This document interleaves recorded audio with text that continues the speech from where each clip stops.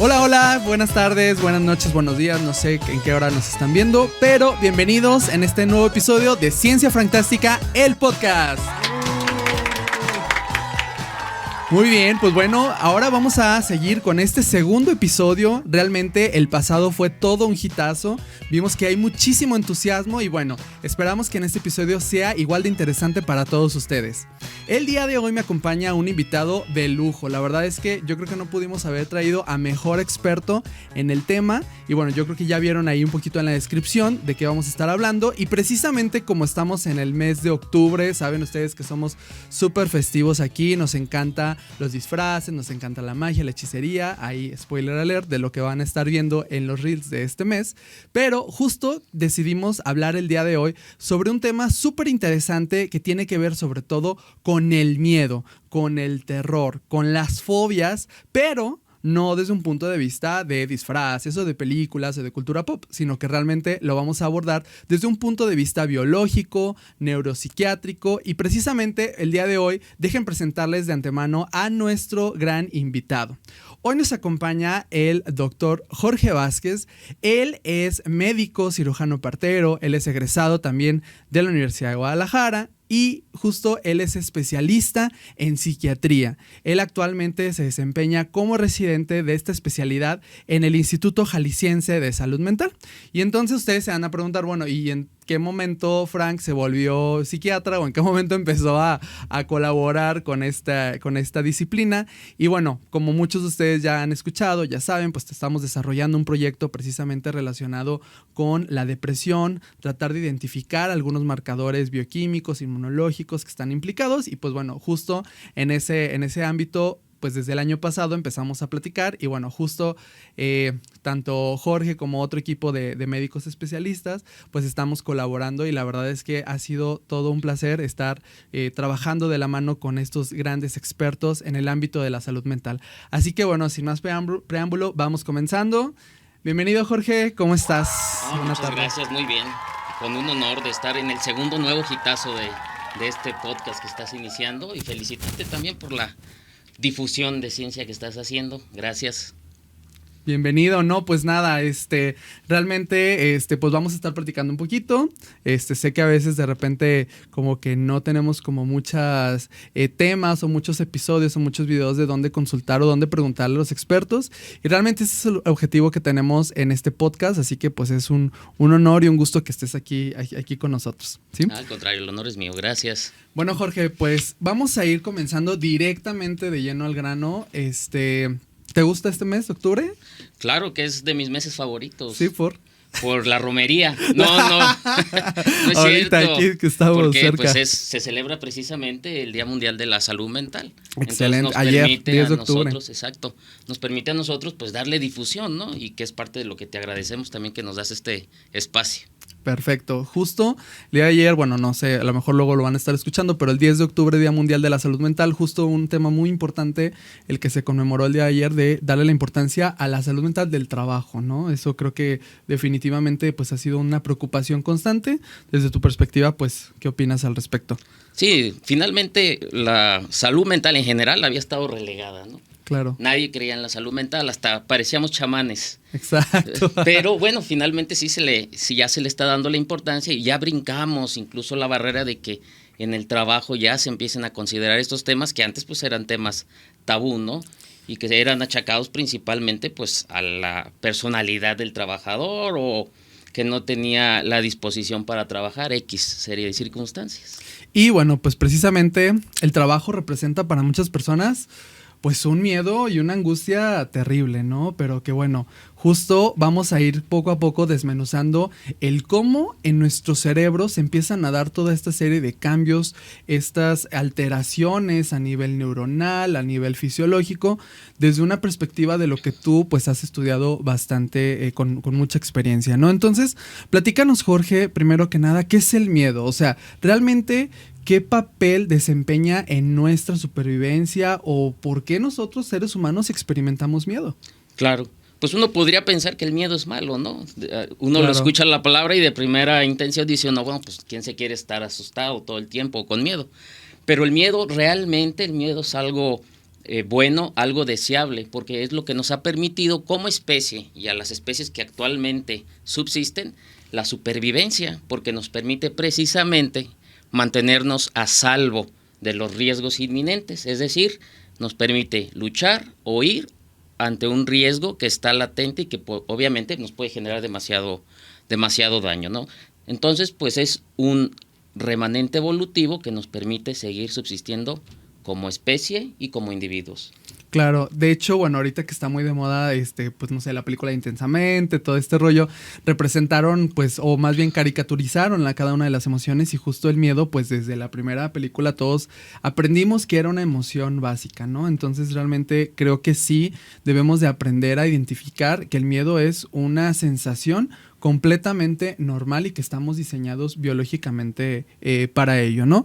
Entonces, bueno, desde esta perspectiva, ¿en qué momento, sí, el miedo, sí, pudiera llegar a convertirse ya en una fobia, en algo que definitivamente nosotros estamos así como que nos paralizamos, ¿no? Por completo, ¿no? Hay gente que le tiene miedo, por ejemplo, a los insectos, hay gente que le tiene miedo, pues no sé, así como en las películas, ¿no? A los fantasmas.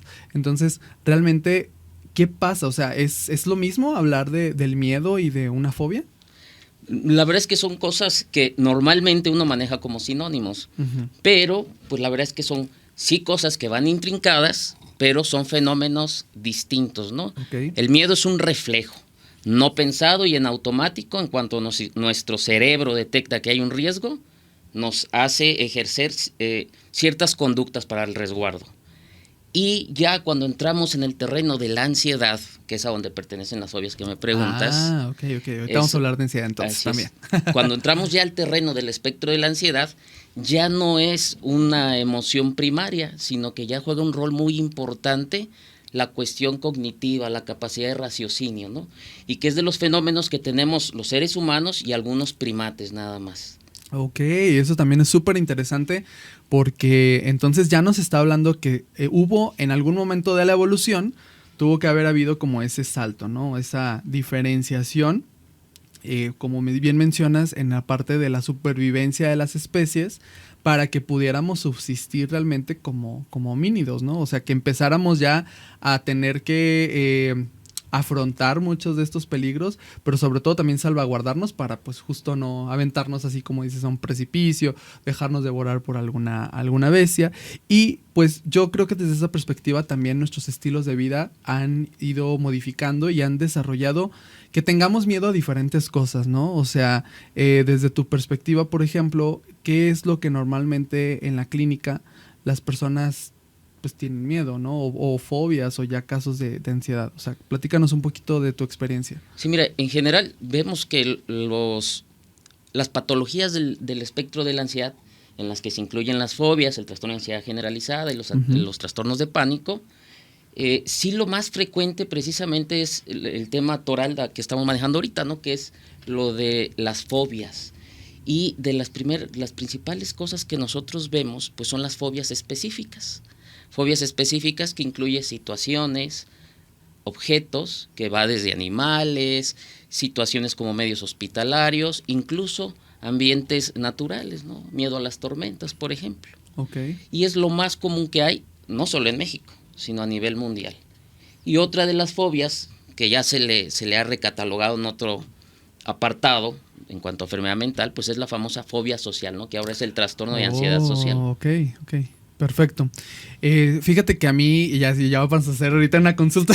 Adelante. Ya sé. Fíjate que es bien sabido, bueno, pues sobre todo por mis familiares cercanos, yo cuando era pequeño tenía miedo a los payasos. O sea, para mí era así como que estaba... Dicen mis papás, o sea, yo cuando decía, es que ¿por qué yo veo un payaso y lloro y me paralizo y estoy así como que todo nervioso? Y, por ejemplo, imagínate lo traumático que fue para mí la primaria, el que siempre el día del niño llevaban payasos y yo, pues un mar de lágrimas, me tenía que esconder, o sea, bueno, todo un drama. Pero hubo un momento, ¿sabes? O sea, cuando estuve ya en la secundaria, que me ganó más como el punto, la cuestión social, porque pues ya en la adolescencia quieres quedar bien con los amigos, claro. Estás así. Entonces una vez fuimos a las fiestas de octubre bueno, ahí tienen su casa todos. Ahorita justamente que estamos. Y pues dijimos, no, pues vamos. O sea, vamos así como a pasear, a cotorrear, etcétera. Y ahí es muy común que de repente hay como personajes o hay pues disfrazados, ¿no? Tanto de la mansión del terror como también de pues así como payasos para los niños. Entonces yo me acuerdo que estaba en la secundaria y que justo ya iba yo como con toda mi bolita de amigos y vi así como a lo lejos un payaso y yo dije, ¿qué hago? ¿Corro, lloro o me quedo, no? Entonces yo, pues, al final de cuentas dije, no, pues me hice así como de la vista gorda, volteé para otro lado, seguimos caminando y dije, wow, sí lo puedo superar, ¿no? Y a partir de ahí, yo creo que eso fue un evento canónico, o sea, fue un acontecimiento que me marcó mucho, porque a partir de ahí ya pude superar ese miedo, superar esa fobia, ¿no? Tanto así que inclusive pues me he disfrazado ya de payaso, ¿no? O sea, que me he maquillado, he ido así como que a fiestas de Halloween y digo, wow, qué chido está este maquillaje, ¿no? Entonces, desde tu perspectiva, qué me pasó a mí? O sea, ¿qué crees que pudo haber sido lo que me haya ayudado a superar precisamente esa fobia? No, pues qué suerte tienes. Porque ¿Por ese qué es no? un miedo. Ese es Sí. un miedo que yo todavía no supero. Ok. Pero finalmente lo que pasó es reentrenar o reaprender que realmente esa situación no es un riesgo. Que es Ok. precisamente donde estriban las terapias, ¿no? Son terapias de exposición para poco a poco desensibilizar a los pacientes que padecen este tipo de fobias específicas, ¿no? Incluso hay pacientes que el simple hecho de pensar, en este caso en el payaso, genera una descarga de intensa angustia, solo con pensarlo, no se diga con verlo. Entonces, pues te felicito. Wow. Te damos de alta.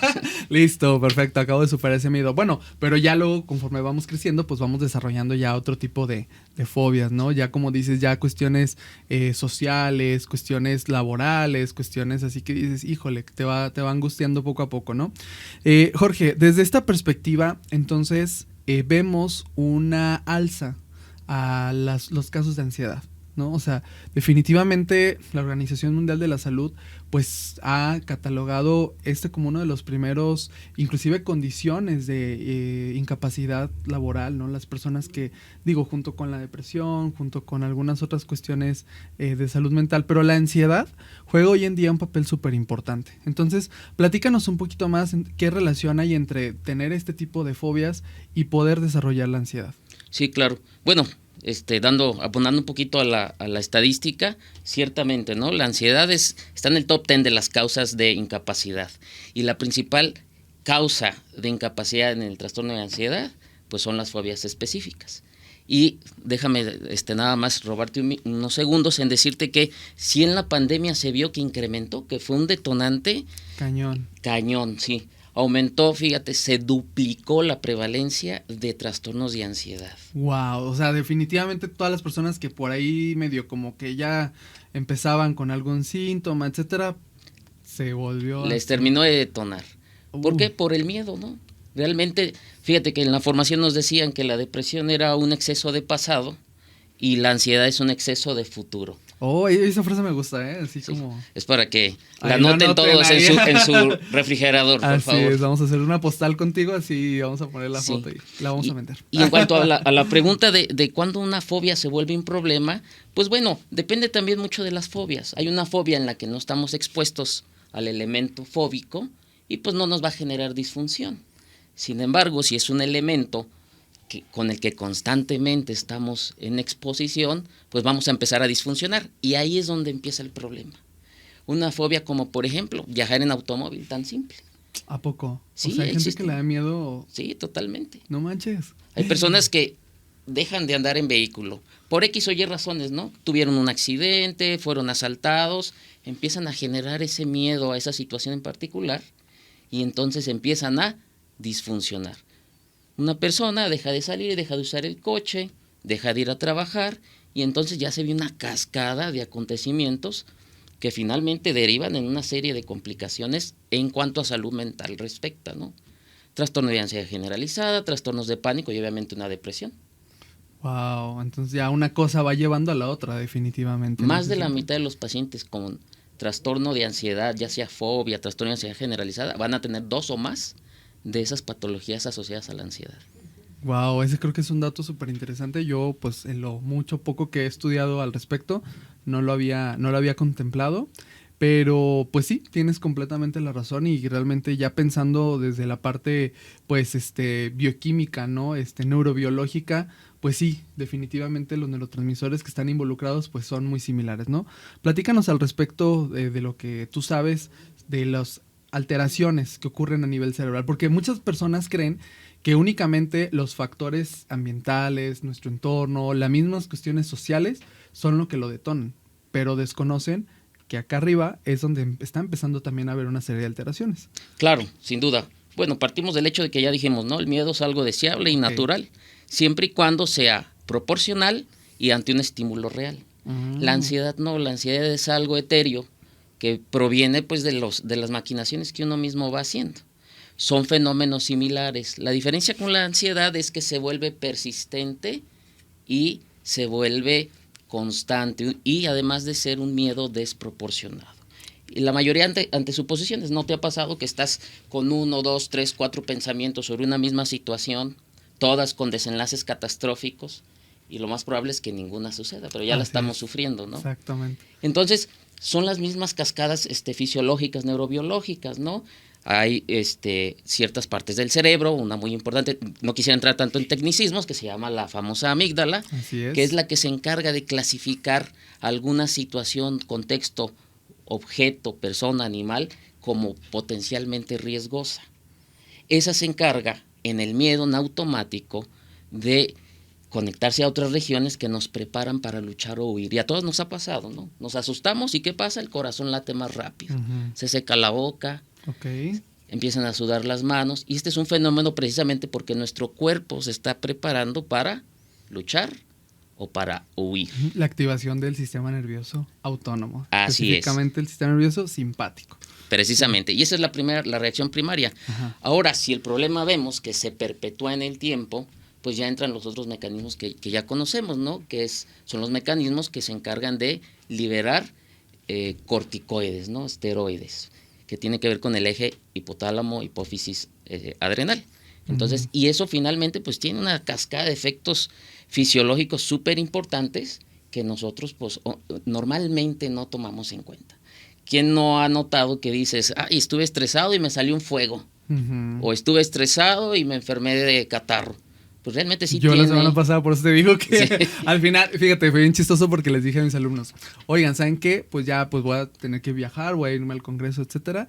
Y como que yo creo que mi cuerpo justo se relajó demasiado después de una serie de varios días de estar resolviendo pendientes, de estar atendiendo 1000 cosas. Y pues, pum, o sea, ahí está la prueba. Y a todos nos ha pasado. Entonces, sí es importante conocer y que se adquiera la conciencia de que realmente es muy importante. Más hoy en día al estrés al que estamos sometidos en la vida cotidiana. Exactamente.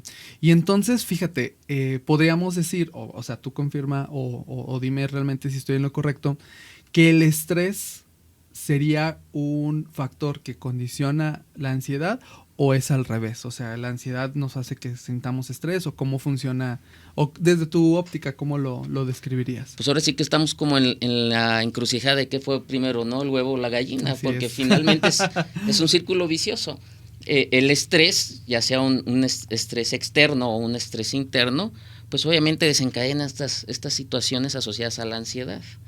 Pero también es cierto que la ansiedad por sí misma puede incrementar el estrés fisiológico. Entonces, pues ahí se vuelve, ¿no? Un mix, y se va haciendo como decía, un círculo vicioso. Si analizamos la circunstancia en la que actualmente vivimos, con constantes estresores, pues definitivamente que influyen en este pico de casos de ansiedad, que también tiene mucho que ver con la personalidad de cada uno, las herramientas que uno va desarrollando a lo largo de la vida para poder sortear esto, ¿no? La famosa resiliencia de la que se habla tanto. ¿Y es real la resiliencia? Pues no la conozco, espero que alguien sí. Que alguien venga y me regale poquita resiliencia. Sí, hay personas que tienen la capacidad, ¿no? La verdad es que qué envidia. Sí. Hay gente que no le va muy bien y es feliz, completamente feliz. Así es. Entonces... No, y de la mano, por ejemplo, de la inteligencia emocional, ¿no? O sea, que esa parte, yo creo que el que tú domines sobre todo, no más bien, o sea, las emociones, al final de cuentas, como vimos así como en la película Intensamente, o sea, a mí me queda muy claro ese ejemplo porque pareciera que las emociones nos están dominando y nos están controlando. O sea, ese es como el propósito de la película, de decirnos, es que pues no nada más es una sola emoción, sino que realmente es un mix de todo, pero también en ese sentido pues se habla de que las emociones no te manejen a ti, sino tú manejar las emociones, ¿no? Entonces, ¿ahí tú qué opinas al respecto? Precisamente es parte importante esto que tú comentas de la inteligencia emocional, porque es de hecho de las principales terapias que se dan en cuanto a salud mental, ¿no? La famosa terapia cognitiva conductual, en la que tú te haces, razonas o te haces conocedor realmente de la emoción que estás viviendo y el sustrato, ¿no? De dónde viene, si realmente es una situación que amerita que yo me sienta así, o es una situación que yo estoy interpretando y está haciendo que me sienta así. Entonces, es sumamente importante esto que tú mencionas. Sí, sobre todo, bueno, yo cuando veo en la clase de farma con mis alumnos esta parte de, pues evidentemente la ansiedad, los fármacos, el tratamiento para, que ahorita vamos a hablar de eso, pero justo les digo, a ver, un examen, ¿no? O sea, es una hoja de papel al final de cuentas, ¿no? O sea, el examen realmente va a brincar, te va así como que cortar la garganta, o sea, es algo que realmente atenta contra tu integridad física. No, pues que no. Entonces, o sea, como por qué le das tanta importancia y por qué te genera, por qué pasa todo eso, ¿no?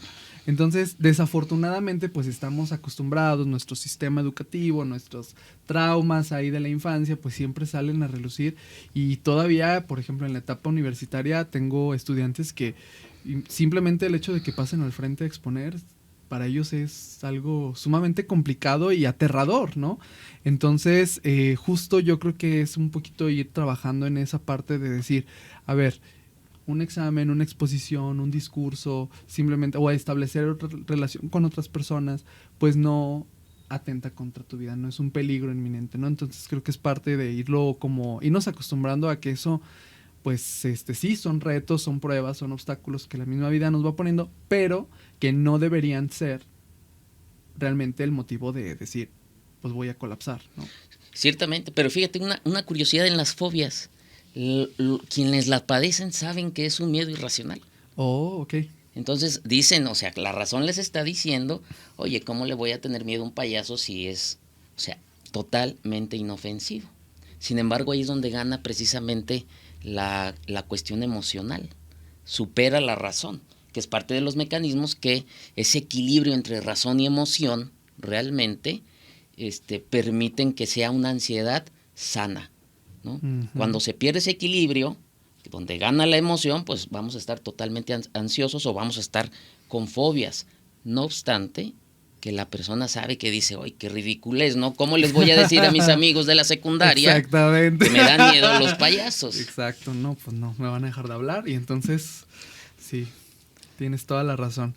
Jorge, y entonces, desde esta perspectiva, ¿qué pueden hacer las personas que nos están escuchando y que a lo mejor se sienten identificados con alguna de las situaciones que hemos platicado, ¿no? O sea, ¿qué hacer? ¿A quién acudir? ¿Qué opciones existen para ir manejando y sobre todo para, pues a lo mejor dicen, pues no me siento cómodo, quiero tratarlo, o sea, no quiero que esto represente una barrera en mi desarrollo? Entonces, ¿qué opciones tienen? Bueno, lo primero, ¿no? Conocernos, saber qué nos da miedo, cuáles son nuestros miedos, y en base a ello saber o ver qué tanto está impactando en mi vida, qué tanto malestar me está generando y qué tantas cosas estoy dejando de hacer o de ganar por evitar estas situaciones que me están generando estrés. Si tú ya identificas que hay situaciones así, pues lo más recomendable sí es acudir con un profesional de salud mental. No necesariamente ir al psiquiatra, que me das la oportunidad de decirlo, claro. Y como se decía antes, ¿no? Estás desquiciado, ¿no? Así es. Y también no necesariamente es que se te medique. De igual manera están nuestros compañeros de salud mental, que son los de psicología, perdón. Entonces, analizarte y ver si alguna de estas situaciones te está haciendo que te sientas mal o que estés perdiendo o dejando de ganar cosas para las que eres capaz, hay que buscar ayuda. Lo mejor que te pueden decir es que no tienes nada. Uh-huh. Y que es nada más el estrés cotidiano al que todos estamos expuestos. Claro. Y hay mucha gente que, por ejemplo, le tiene miedo a ir al psiquiatra, ¿no? O sea, porque dicen, híjole, es que ya me vi con una camisa de fuerza o a lo mejor me van a internar, etcétera.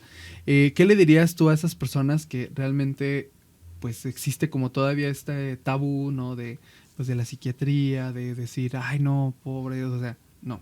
¿Tú Sí, qué? sí, claro. Bueno, es una fama antes bien ganada, por los procedimientos que sí estaban medio extremos.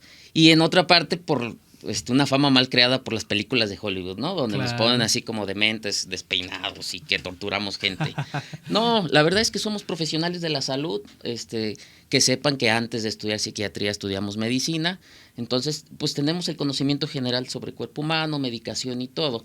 Y nuestro objetivo precisamente es restablecer ese equilibrio que hay neurobiológicamente, es decir, no damos tumbos ni vamos inventando, sino estamos buscando cómo equilibrar la química cerebral en conjunto con la psicoterapia, pues para que se sientan bien finalmente. Y no hay que tener miedo, ¿verdad?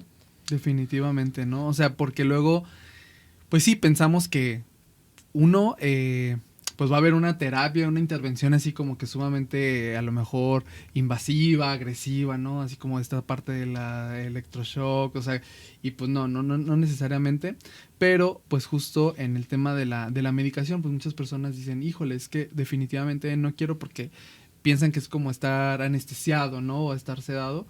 Pero la verdad es que yo he visto que cada vez es más común. Número uno, que las personas, como bien dices, vayan a terapia. O sea, independientemente si deciden utilizar, por ejemplo, tratamientos alternativos o que empiezan a hacer mindfulness o ejercicio o yoga, lo que tú quieras. Pero finalmente hay una preocupación de querer buscar una solución, ¿no? Ya cuando llegan a psicología, pues ya hay un seguimiento un poquito más puntual, pero también he visto que cada vez es más común que las personas pues han roto este esquema y han tomado la decisión de acudir también con un especialista médico como lo es el psiquiatra y empezar ahora sí a tener un tratamiento, ¿no? Farmacológico. Entonces, ¿tú qué nos puedes comentar al respecto desde esta perspectiva del tratamiento? Sí, bueno, decir nada más que una de las cosas buenas, por no decir que la única que nos dejó la pandemia, fue precisamente que permeó más la situación de salud mental, ¿no? Uh-huh. Y lo hemos visto, afortunadamente.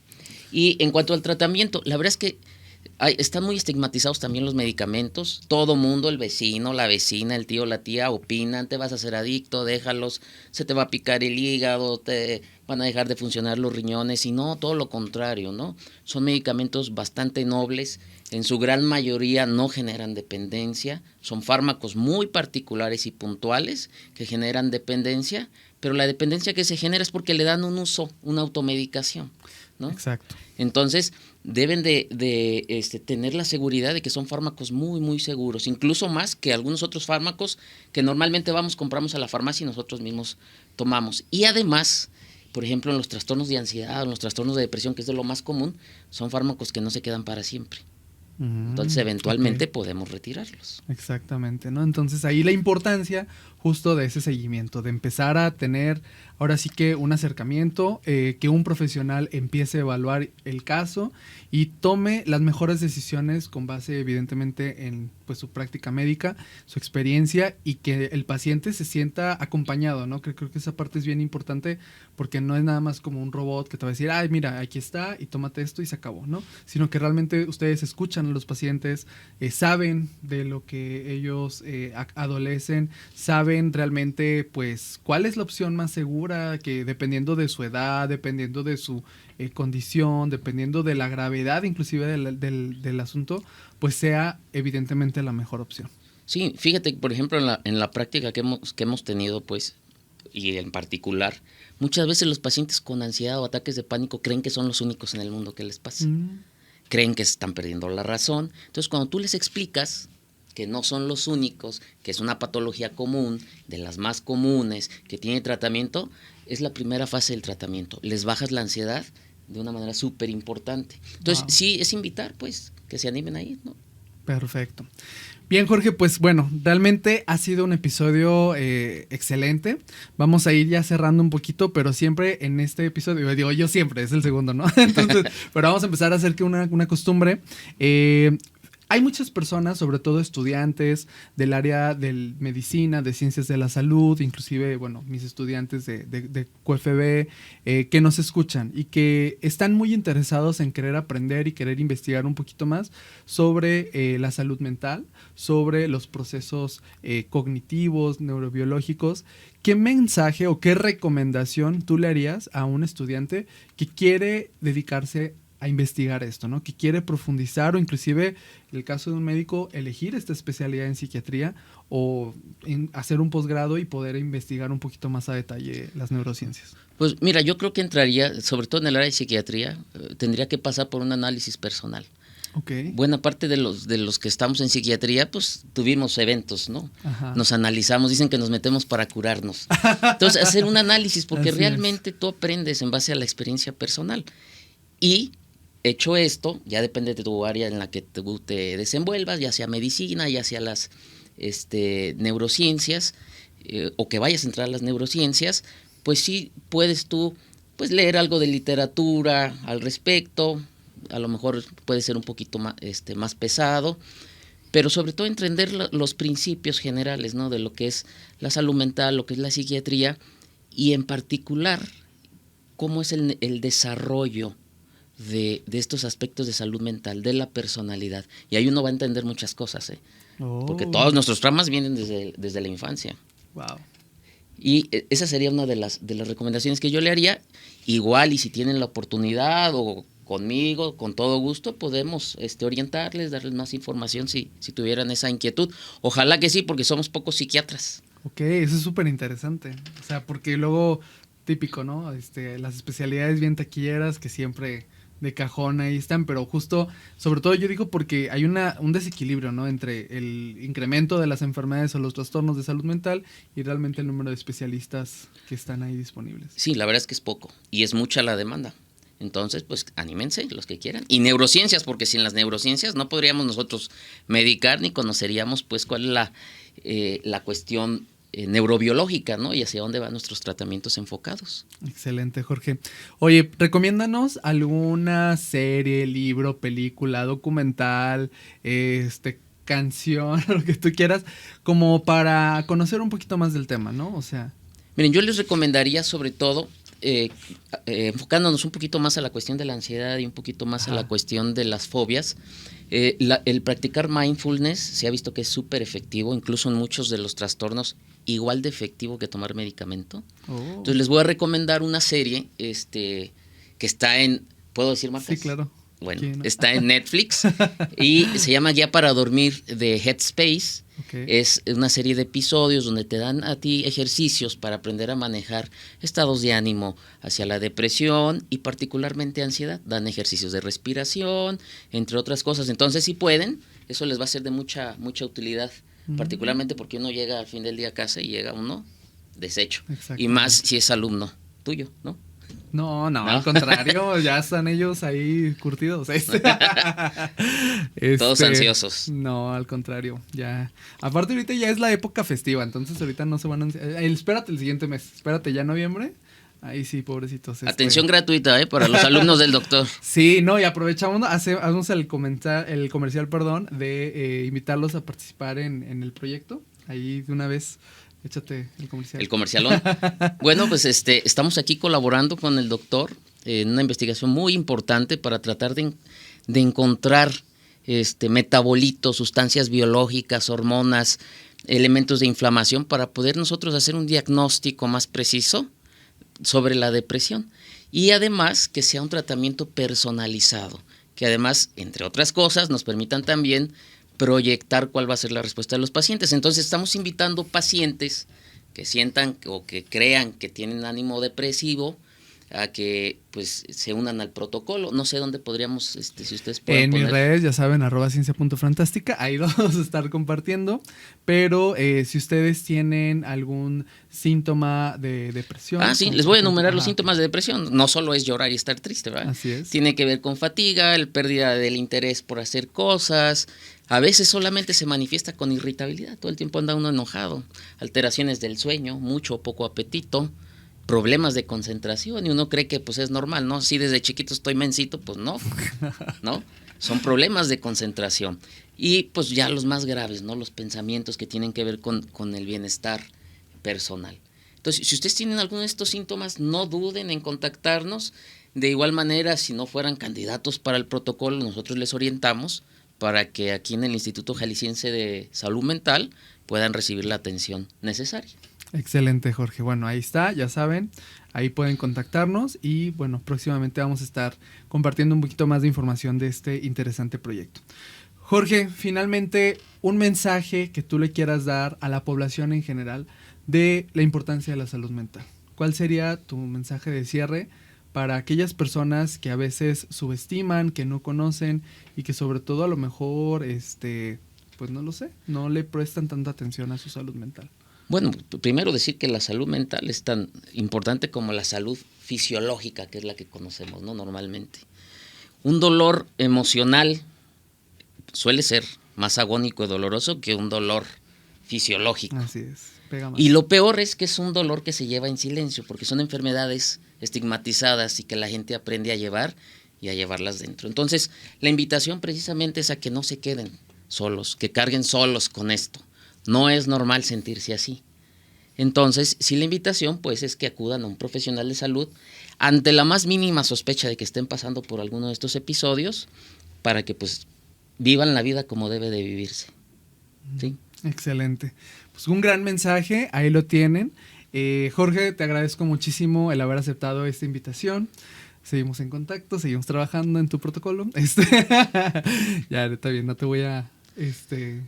Me sacó de consulta para venir. Sí, exactamente. Pero bueno, esto es por el bien de toda la gente. Imagínate cuántas personas nos están escuchando. Entonces, pues nada, igual agradecerte. Ya sabes que pues es un gusto haber estado aquí escuchando mucho de tu experiencia. Eres un gran profesional de la salud, así que pues te felicito también por toda esta labor tan titánica que haces. Muchas gracias, me vas a sonrojar. Por favor, sáquenme de cámara. Muy bien. Perdón, que te adelante. interrumpa, al contrario, gracias por la invitación y que pues se da este espacio para difundir este tipo de aspectos, ¿no? Que muchas veces pues socialmente están relegados. Así es. Bueno, pues esto ha sido todo por el episodio de hoy. Súper interesante, hemos aprendido muchísimas cosas y ya saben, cualquier duda, cualquier comentario, ahí nos pueden seguir nuevamente en las redes @ciencia.fantastica y nos vemos en el siguiente episodio. Hasta la próxima.